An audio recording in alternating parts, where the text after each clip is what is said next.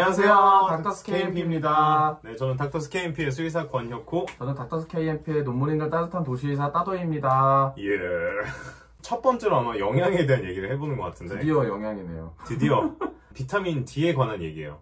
비타민 D가 무슨 역할을 하길래 이렇게 사람들이 찾고 있는 걸까요? 뭐 역할은 되게 많지만 그 중에서 제일 중요한 거 몇 가지만 꼽으면 첫 번째로는 가장 이거 맛 때문에 많이 드시죠. 칼슘 흡수에 가장 큰 영향을 미친다. 칼슘을 아무리 먹어도 비타민 D가 없으면 제대로 흡수를 하지 못해요. 그러다 보니까 나중에 특히 사람의 경우는 골다공증이 많이 생기죠.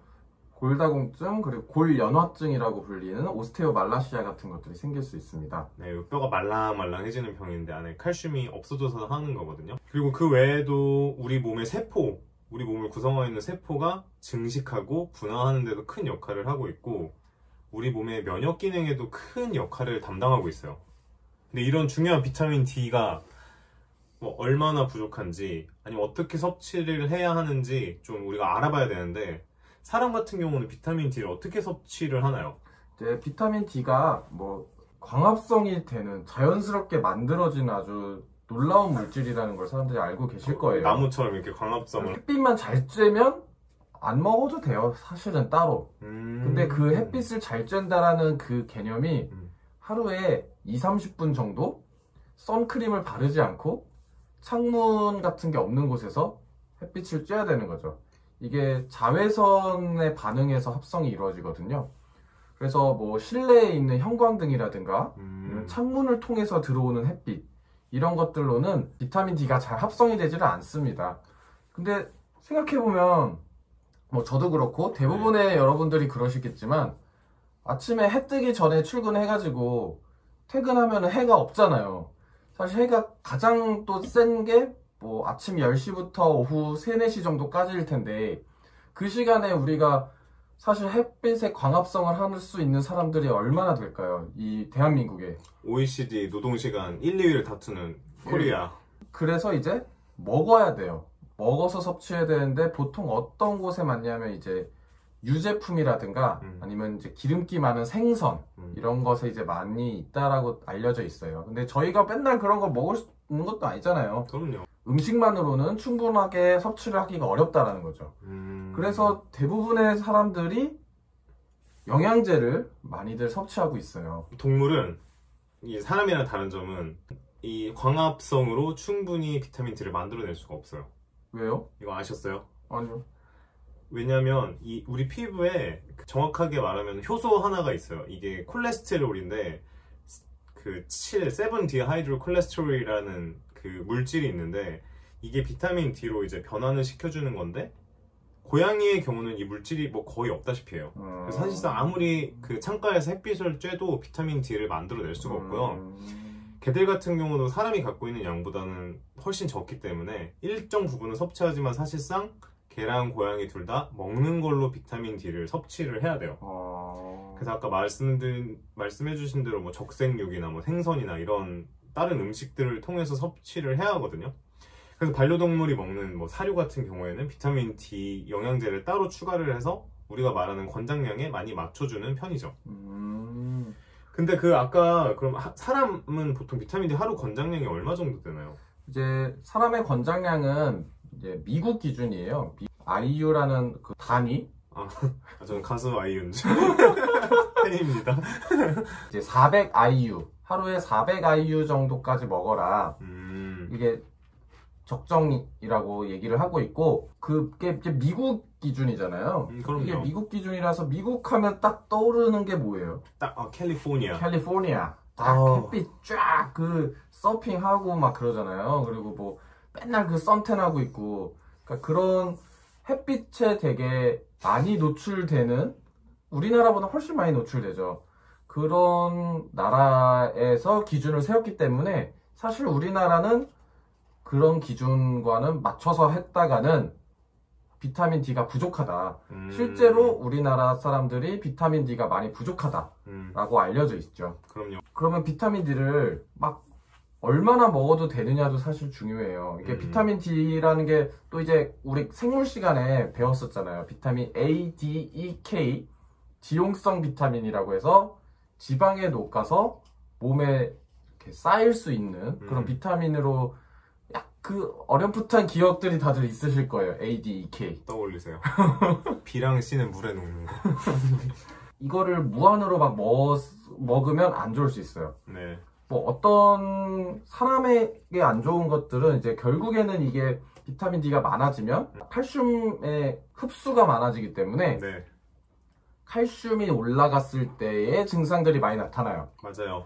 그래서 뭐 구역구토를 한다든가 뭐 근육에 힘이 없어진다든가 뭐 식욕이 없어지고 아니면 물을 막 엄청나게 먹는다든가 뭐 심장에 돌이 생긴다든가 뭐 심하게는 심장 부전이 온다든가 아니면은 심장에서도 심장 뛰는데 이제 칼슘이 중요하거든요. 그래서 심장에 어떤 부정맥이라든가 이런 것들이 올 수가 있어요.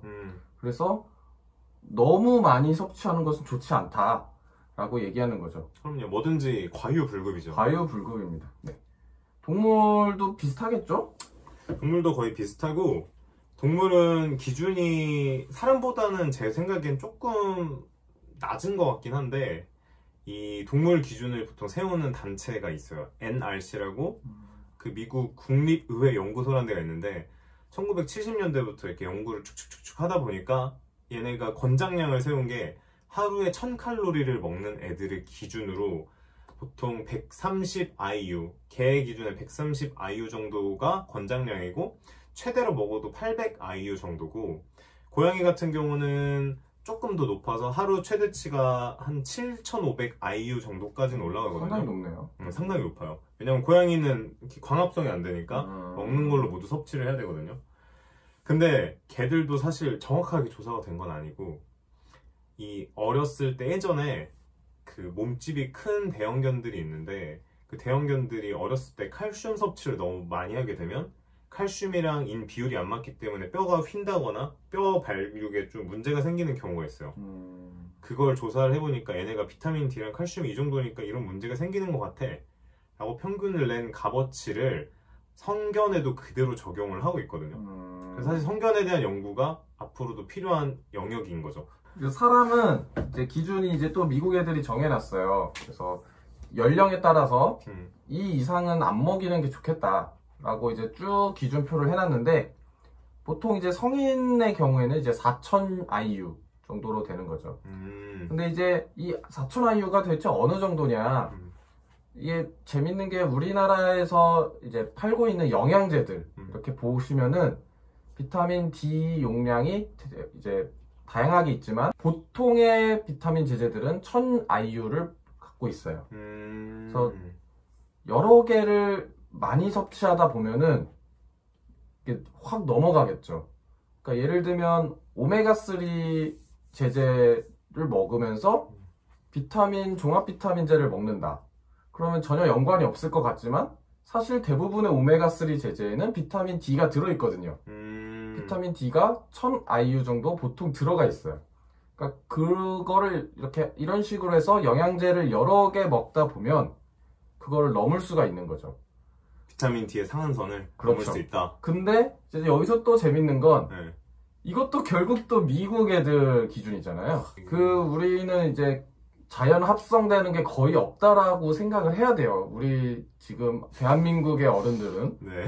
그래서 이거보다 조금 더 높게 가도 좋겠다라고 생각하시는 분들도 많아요. 근데 이제 안타까운 건 이거에 대한 정확한 연구들이 아직 별로 없어요. 너무 과하지 않게 조절하시는 게 좋을 것 같아요. 그래서 먹는 음식도 내가 뭐 유제품을 많이 먹는다든가 뭐 생선을 항상 먹는다든가 그러면은 좀 줄여도 되겠죠. 하지만 저같이 맨날 라면이나 먹고 그러고 있으면은 이렇게 영양제로 좀 더 먹어야겠다라는 생각을 하는 거죠. 나트륨 과량 섭취를 하고 계십니다. 다 이거 부종이에요. 그리고 비타민 D가 좀 특히 반려동물 음식의 위험한 점이 미국 FDA에서는 이제 매해 이 음식 안전 조사를 하거든요.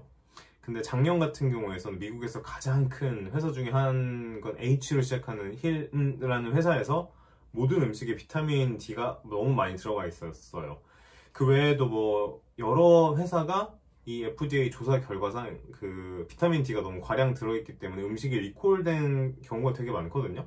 그래서 이런 정보를 사실 미국 홈페이지를 가면 확인할 수 있는데 아직 국내에는 비타민 D가 얼마나 문제가 되는지 반려동물에서 법규가 없기 때문에 현재 한국에서 생산되는 뭐 반려동물용 영양 보조제라든지 다른 식품 같은 거에 비타민 D가 그 규제가 없다 보니까 들어가 있는 건 그걸 제조하는 곳에서 얼마나 공부를 했는지 아니면은 얼마나 많은 함량을 자기들이 기준을 어디서 차용을 했는지에 따라서 달라지기 때문에 좀 주의를 해주시면 좋겠고 비타민 D가 걱정이 된다 아니면 이게 너무 과잉일지 부족일지 걱정이 된다면 각 영양제에 들어있는 비타민 D 양을 모두 좀 더해주시는 게 중요할 것 같아요. 우리 테라큐벳은 비타민 D가 어느 정도 들어있죠? 테라큐벳은 테라큐벳은 비타민 D가 한 타블렛당 30 IU 들어있습니다. 이게 원래 섞을 때 우리가 이론치로 추정을 해서 넣었는데 저희가 50 IU 정도를 타겟으로 했는데 실제로 저희가 다 만든 다음에 검사를 다시 보냈고 거기서 30 IU가 나왔기 때문에 큰 문제가 없다고 볼 수 있습니다. 그래서 어떻게? 영양제 고르실 때 그럼 비타민 D 이런 것도 같이 꼭 한번 확인해 주시고요. 네, 그리고 영양제 고르실 때 저희가 앞으로 차근차근 다룰 테지만 특히 반려동물에서는 상한선이 있는 게 비타민 D 이외에 비타민 A가 있기 때문에 이 두 가지는 좀 신경 써주시면 좋을 것 같아요.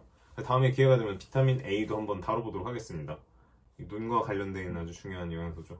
이게 저희가 대략 한 달 전에 출시한 테라큐벳이라는 상품이고 한번 돌려봐 주세요. 영롱한 아주 금색의 디자인. 많이 사랑해주세요. 저는 먹어봤는데 맛있어요 생각보다. 안녕. 안녕.